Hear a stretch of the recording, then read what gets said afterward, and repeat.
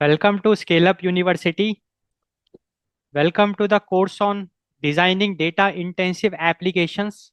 So this is the lecture 2 of module 1. So in this lecture, we will be discussing the building blocks of data intensive systems. So if we take a look at the lecture overview, like what all we will be discussing in this lecture. So this lecture is the building blocks of data intensive systems. So as the title suggests, in this lecture, we'll be discussing the building blocks. So if someone tells you their system uses only one database, they are either building a toy or they don't understand their system yet. So the idea is that any data intensive system, it cannot be built just one database. So if only one database is used, then it has to be a toy system. Like in the production, it cannot survive because a modern application, a data intensive system, it it is basically layers of specialized systems wherein we make use of cache memory for fast access. We make use of search index for discovery. We make use of analytics database for big data. We make use of transactional DB for core data. And we even make use of message queue for events. And the list can go on. So these are like some very important components which we are looking at, but we can even have more building blocks. So the idea is very clear. The modern application, which is a data intensive application, it is made up of many building blocks. And that is what we will discuss, the building blocks of data intensive systems. So the modern applications, they are built on layers of specialized systems, each solving a different data problem. So every building block has a role to play. It is solving a different problem. And in this lecture answers what are the core building blocks of a data intensive system, why no single system can do everything well. So why there is a need to have multiple different building blocks? Why can't we just have a one single system which can do everything? And we'll also discuss how modern architectures evolved this way. So the evolution of modern architecture. So all this we will be covering in this lecture. So if we look at the topics that we will cover in this lecture, so we will discuss the core components of data intensive systems, databases, the system of record, caches, that is the trading freshness for speed, search indexes, finding data, not just fetching it, stream processors, data in motion, batch processors, data at rest at scale, why modern applications use multiple data systems, evolution from monolithic databases to polyglot persistence. And finally, we will conclude this lecture by discussing data systems as products versus infrastructure. So all these topics we will cover in this lecture itself. So this is the module 1, trade-offs in data systems architecture, lecture 2, the building blocks of data intensive systems. And we are starting with the first topic of the lecture 2, that is the core components of data intensive systems. So if I talk about the core components of data intensive systems, so the modern apps are composed of specialized systems, each designed for specific challenges. So we have something called as storage and retrieval layers. So storage and retrieval layers, they're responsible for storing and retrieving the data. So in this we have databases and cache memory. So if we talk about databases, so databases, they provide authoritative long-term storage, while cache offer fast temporary access to data. So database has a different purpose. It is for persistent data. We will be storing it for long time, long-term storage. It is sort of a permanent storage. And cache is like fast access, temporary access to data. So we have one very important component, like every data intensive system will have storage and retrieval layer. It will have search indexes. Now the search indexes, they are specialized systems designed for flexible querying and rapid information retrieval. So search indexes are specialized systems. The main usage of search indexes is the information retrieval, rapid information retrieval, flexible querying and rapid information retrieval. Then we have data processing paradigms. So when it comes to data processing, we have two types of data processing. Like we can process the data either using stream processors or batch processors. If we talk about stream processors, these are the engines used for the immediate real-time handling of incoming data flows. So as the name suggests, stream means real-time incoming data flow. And stream processors, they are used for processing real-time data. And batch processors, systems optimized for high volume, large scale, offline computation and analysis. So batch processors, what they do, offline data, which is stored somewhere, a large chunk of it will take high volume, large scale, it will process it and perform some sort of analytics. And stream processing means real time processing of real time data. So these are like the core components of data intensive systems. So any data intensive system you take, any modern application you take, it should have a layer of storage and retrieval. It should have search indexes and it should have data processing paradigms like the stream processors and batch processors. So that's the idea. And if we look at the trade-off reality, now see diverse components, they exist because one system cannot optimize all performance trade-offs at once. So why we can't go with just one system? Because we can't have one perfect solution which can help us achieve all our goals. Because there is always a trade-off. Because if I talk about cache is very fast, but it is very expensive.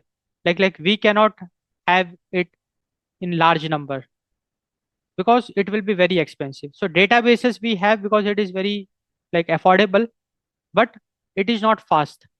So trade-off is there. So trade-off.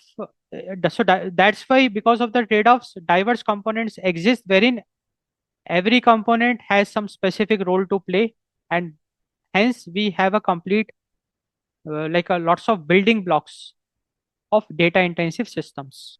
And that is what we are discussing in this lecture. Databases, the system of record. Now, every data intensive system, every modern application is powered by database. It can have a single database or a multiple database. A database is like the foundation. So database is the source of truth. And database, it is responsible for durability, consistency guarantees, and long-term storage.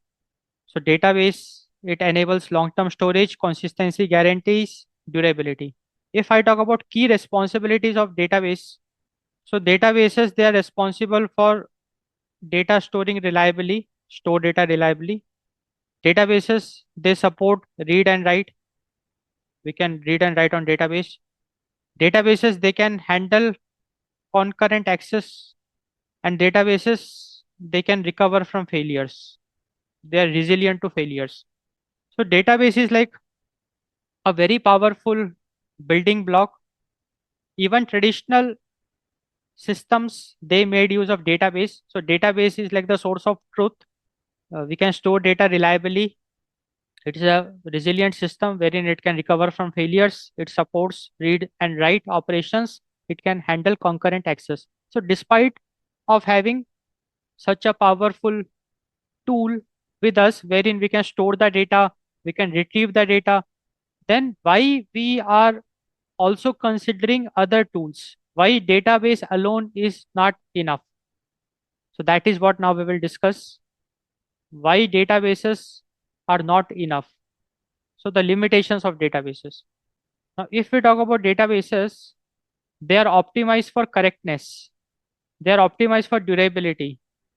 and they are optimized for structured access patterns. Now the see databases, there should be a schema associated with it, or because in NoSQL also some format we have to follow, like the JSON format, or any other format, like the Parquet files. We have to follow a format. Databases are optimized for correctness, consistency, durability.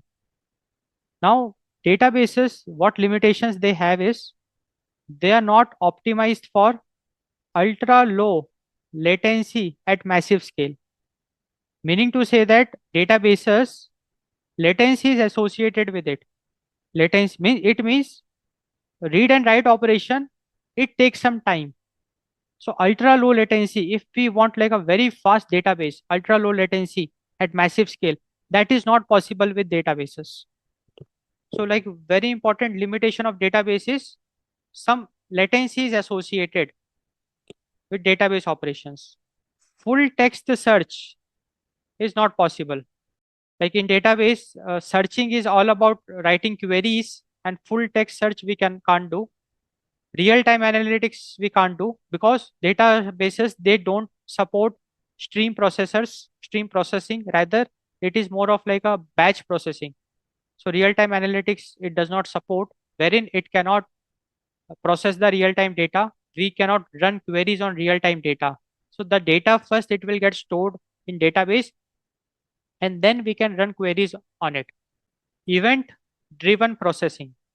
Now databases, they don't support event driven processing, and because of these major limitations of databases, we have other systems in place. Other systems appear: caches, trading freshness for speed. So now we'll discuss the cache memory. So first, what is a cache? So it's a fast temporary storage. It's like very fast, but it's a temporary storage. So the idea is it stores derived or duplicated data. So the idea is that first we'll fetch the data from the RAM, and whatever data we want to access frequently, we store it in the cache. So it stores either the derived data, means whatever the raw data we got from the RAM, we process it, and intermediate data we store it in the cache. So that is a sort of a derived data, and also the duplicated data we can store it in cache. It is optimized for speed and low latency. So cache we use because of low latency, because we already saw in the previous slide, databases latency is a big problem. For ultra low latency use cases, cache is very important, and it usually keeps the data in memory, that is the RAM. So cache it directly interacts with the RAM and not the hard disk. Now why cache exists, like what problem the cache is solving. Now we already saw databases are slower than memory, and memory, if I talk about, I talk about RAM. Many requests ask for the same data repeatedly.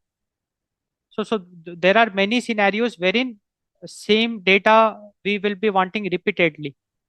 So instead of fetching it again and again from databases, which can be time consuming, it's a better approach to store it in something called as cache memory, which is like very fast. So we can keep on accessing it from there, and very significant performance enhancement we will get, performance improvement will get.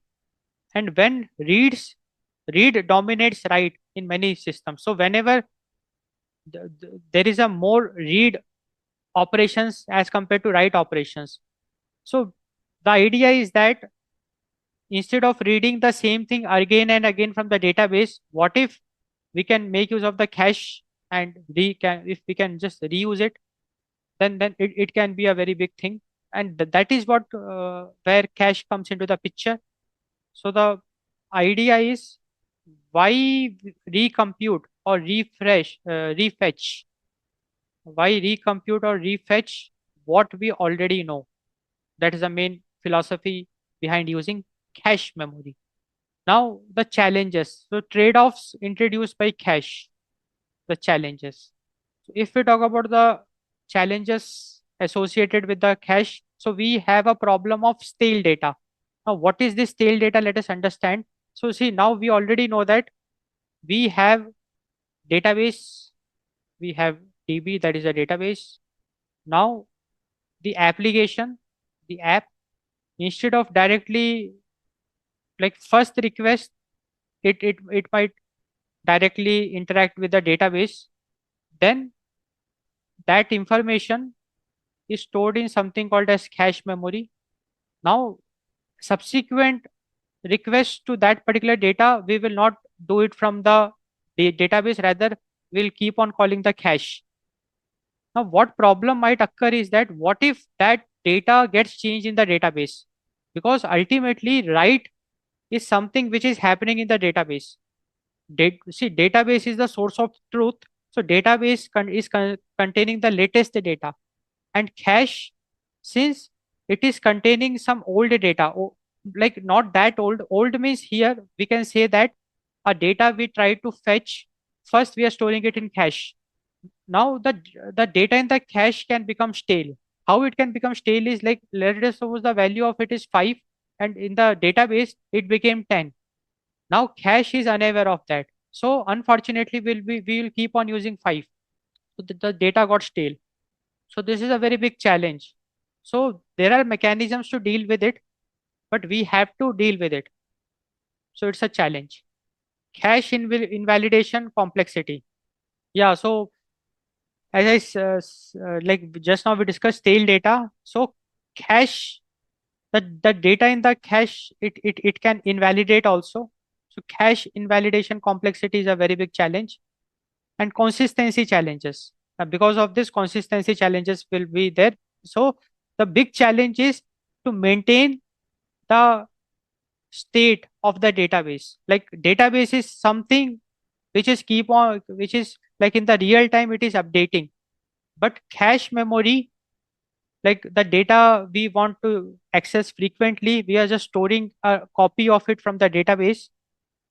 Now let us suppose if we make any changes in the cache, we have to make that changes in the database as well.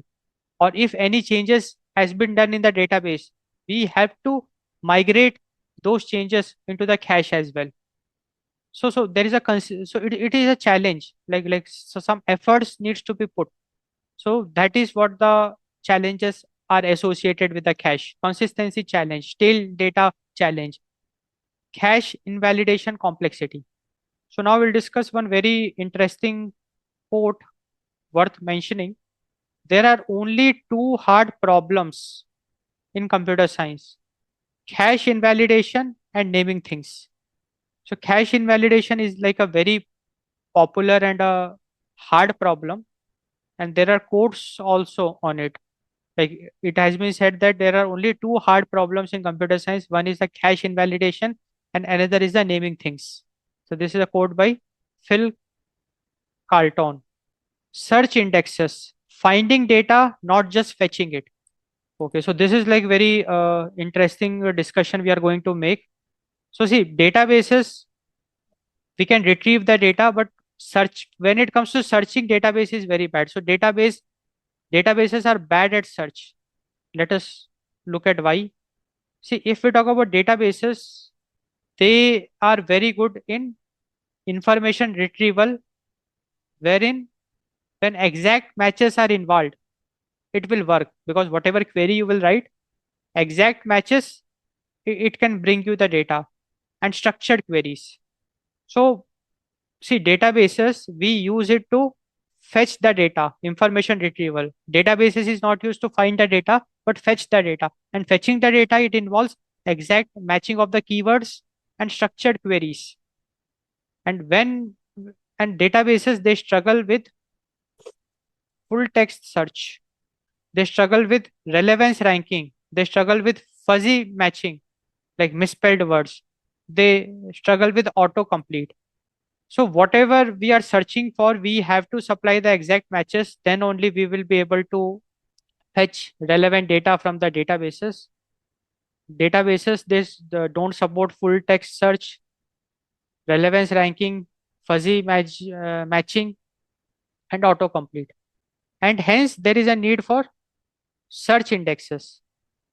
And what search indexes do is, so they're the solution, and what they do is, so search indexes, they maintain something called as inverted index. So search indexes, so what we do is, like we pre-process the data into inverted indexes, and this inverted indexes is like very powerful in finding the data and not fetching the data. So there is a difference between fetching the data and finding the data. Fetching the data means we know the exact data and we are requesting that. So that is fetching. But finding the data means we don't know the exact data, but we know something about the data. So there is a concept of fuzzy matching, wherein something about the data we know, and from that we have to find the exact data. So that is the finding data. So search indexes, they enables finding data. So they pre-process the data into inverted index. On this inverted indexes, uh, so it is optimized for text search. So in text search, I'll just pass some context, some related keywords, and will get the data. Then we have ranking. This inverted indexes, they support ranking and filtering also. So that is why search indexes is required. So whenever we are building intensive, like data intensive systems, modern applications which are data intensive systems, see, search plays a very important role in any application you make. Search will play a very important role. So rather than directly searching from the database, which is like very rigid and has got lots of limitations, it is advisable that you should use search indexes, which is optimized for text searches, ranking, and filtering. And these search indexes, they also often they store copies of data. So the key idea is search systems are read optimized views, not sources of truth. So this is very important. Search indexes has nothing to do with the storing the data. So the source of truth is the database itself. Search indexes, what they do is that they communicate with the database in a smart manner, and applications communicate with the search indexes to find the data and not fetch the data. So search indexes, they will apply some logic to determine the exact data which the user is looking. So user will just give some incomplete data requirements. So search indexes will find the exact data requirements, and it will send it to the database to fetch the data. So database is used to fetch the data, and search indexes are used in finding the data from the data source, the source of truth. That is the database itself. Stream processors, data in motion. So if I talk about stream processing, it is continuous flow, meaning to say that the real-time data, we are processing it. So it handles continuous flow of events, and it process data as it arrives in the real time. As the data keep on arriving, it process the data with minimal delay.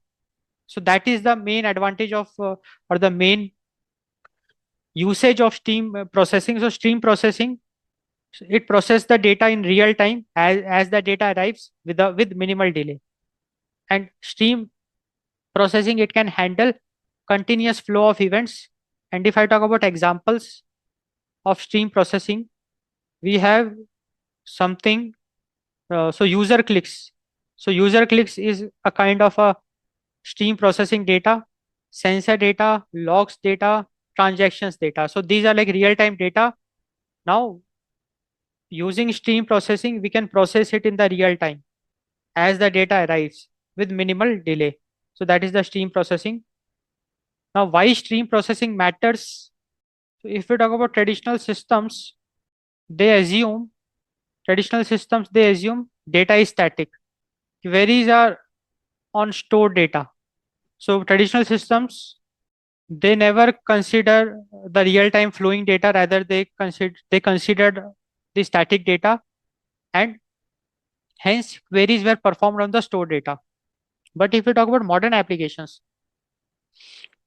so they deal with high velocity data, real-time data. So value often lies in reacting immediately. So in So if we can process the real-time data, the streaming data, we can derive like a good value in modern applications. And hence, stream processing plays a very important role, because in this lecture we are discussing the building blocks of data intensive systems. So a modern application which is like a data intensive system, it is not made of just one database. Rather, it is made up of like a lot of building blocks. Like databases are there, then cache is also there, then search indexes are there, and stream processors are there. Stream processors, we make use of it to process the real time data. So the idea is, why wait for batches when value is in real time? Now stream processors, they have got their own challenges, the difficulties. So ordering is a big challenge, because see, real time data we are getting now, the order matters a lot in real time data, because see, data is like packets of information. It might happen that third packet might arrive first, third packet might arrive before first and second packet, that might happen. So ordering is a very big problem, especially if it is a temporal data, like if or time series data. So for time series data, temporal data, ordering plays a very important role. And in real time, if we are processing real time, like the stream processing, ordering is a very big challenge. Then we have something called as exactly once versus at least once processing. Now see, what happens is that sometimes the desired packet might not arrive at all. Then the system cannot just keep on waiting for that packet to arrive. So it has to send a request again to retrieve that packet. So here, different scenarios are there. Let us suppose a particular packet of data does not arrive. Then we can send a request exactly once. We exactly once will send a request to once again get the data. If we got the data, then well and good, we'll move forward. And if we did not get the data once again also, then we'll just throw an error. So that is exactly once processing. And at least once means we will try at least once and we'll keep on trying until we get the data. Because in stream processing, we are dealing with real time data. Now the problem with the real time data is that ordering might get disturbed, and it might happen that some packets it might not arrive at all, or there is a very significant delay. And in that scenarios, the stream processors, what they can do is that they can request that data again, either exactly once or at least once. Now these stream processors, they are not fault tolerant. Like any fault, they break. So fault tolerance is still a very big challenge, a core challenge when it comes to stream processing. And late or missing events, this we already saw. Some events or some data packets, they might not at all show up, or they might arrive late. So we have to have mechanisms to handle such scenarios. So we can say that stream processing means it's a shift from batch to real time reactivity. And this is a very good word, reactivity. Instead of I telling real time processing, it's much more appropriate to say real time reactivity, because we are reacting in the real time using stream processors or stream processing. Batch processors, data as at rest at scale. Now if we try to understand what is batch processing, so in batch processing we deal with a large volume of data, and we give significant amount of time as well. So batch processors, they operate on large volumes of stored data. So this is a very big difference. In stream processing, the processing was done on real time data, but in batch processing, the processing is done on stored data. Batch processors, they run periodically, nightly or weekly, and they are optimized for throughput and cost efficiency. So that's the batch processing. Now, typical use cases, if we talk about of batch processing, so they have got applications in reporting, analytics, model training, data warehousing, backfiling historical data. So in all these domains, batch processing has a role to play. Batch processing is like plays a very good role in historic data. So if you want to process historic data, then batch processing is the only key.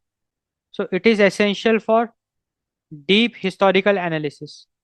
Now, if we compare batch processing versus the stream processing, now batch processing, since the data is stored, it has got high latency because first we have to fetch the data from the disk or the database and then we have to process it. So high latency, high volume, and processing is done in chunks.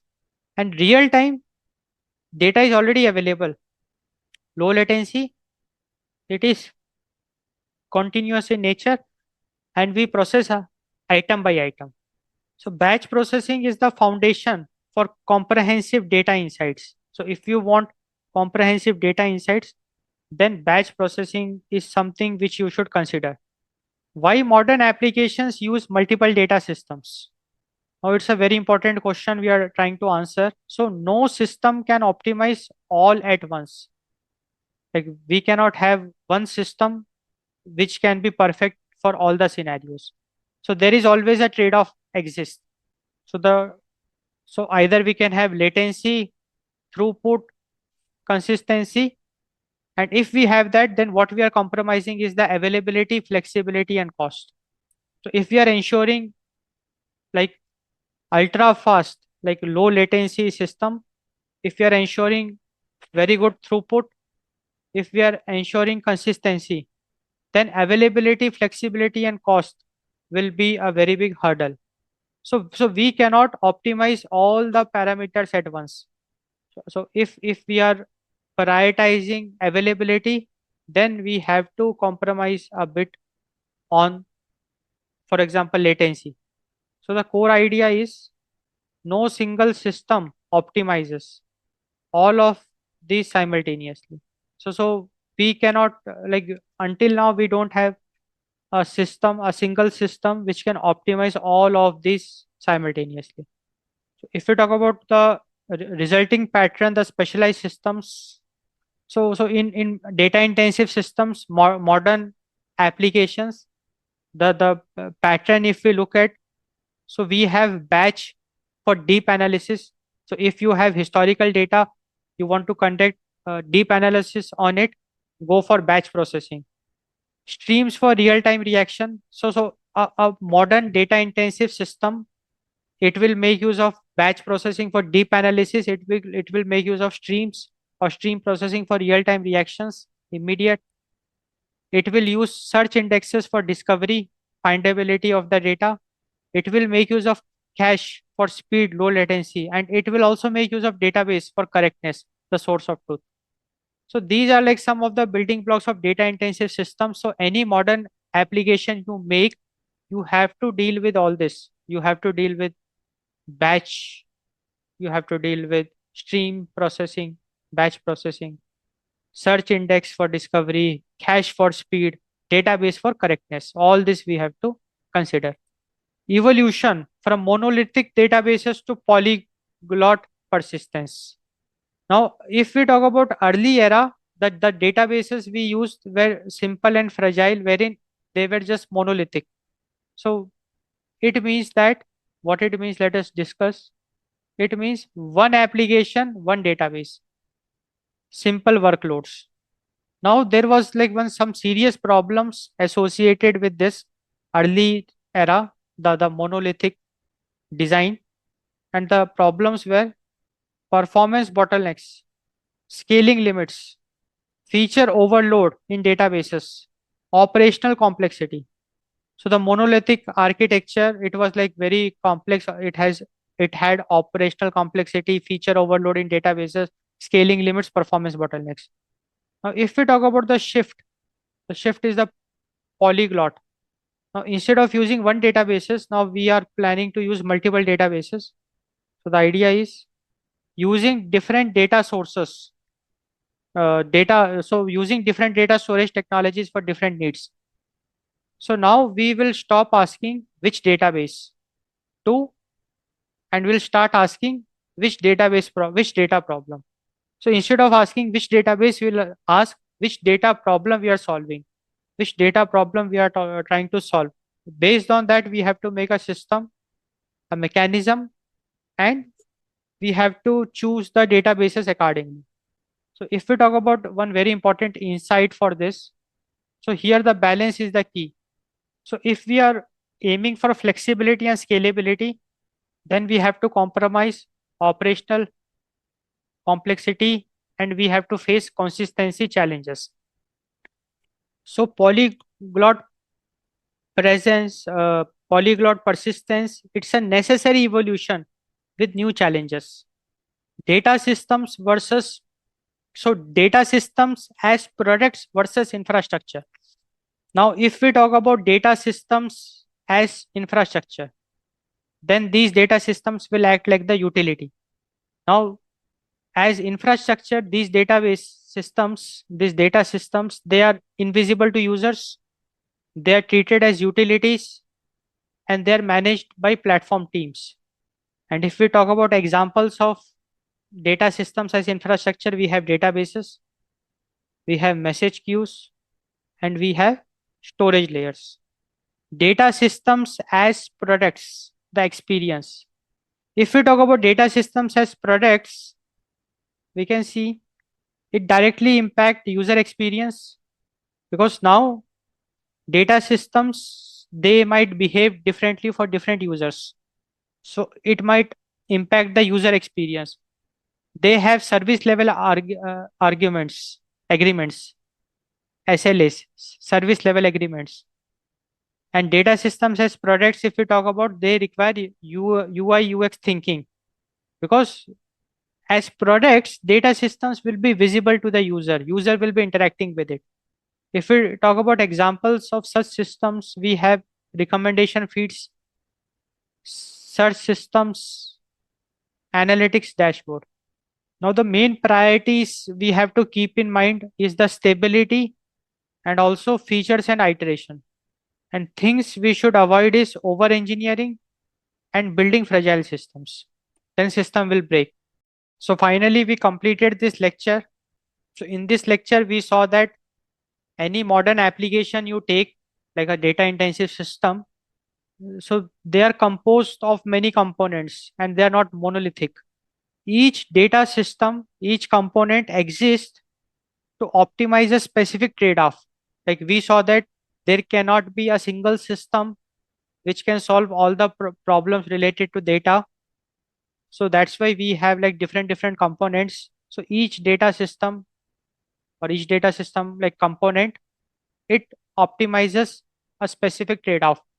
So whenever we are building a scalable data intensive application, then we have to combine different components, and hence data systems are long-term commitments. So the idea is that when you are building data intensive applications, it's a good practice to first decide the data system you will be using, like the building blocks, different, like the cache memory, search index, stream processors, batch processors, all that. Databases also SQL, NoSQL. So you have to first decide all this. So that's important. So I hope you got a very good understanding of the concepts which we discuss in this lecture. So do subscribe to our YouTube channel Scale Up University for more such interesting lectures and courses. Thanks for watching. Thanks for your time.